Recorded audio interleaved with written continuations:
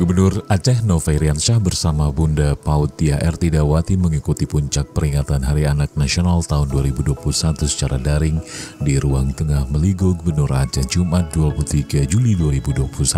Dalam kegiatan tersebut, Gubernur turut didampingi oleh Kepala Dinas Pemberdayaan Perempuan dan Perlindungan Anak Aceh, Kepala Dinas Pendidikan Aceh, Kepala Dinas Kesehatan Aceh, dan Kepala Satpol PP dan WH Aceh serta sejumlah pejabat lainnya. Dalam acara itu, Presiden Joko Widodo sempat menyapa anak-anak Indonesia via konferensi video. Presiden berpesan agar anak Indonesia tetap bersemangat meski masih harus menjalani aktivitas belajar secara daring.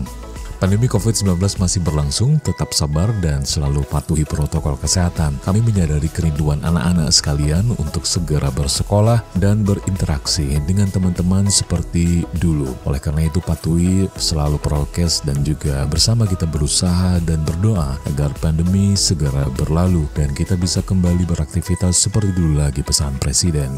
Sementara itu, Menteri Pemberdayaan Perempuan dan Perlindungan Anak RI, I Gusti Ayu Bintang Darmawati dalam sambutannya mengajak seluruh pemangku kebijakan untuk menjadikan peringatan Hari Anak Nasional 2021 sebagai momentum pemenuhan terhadap hak anak.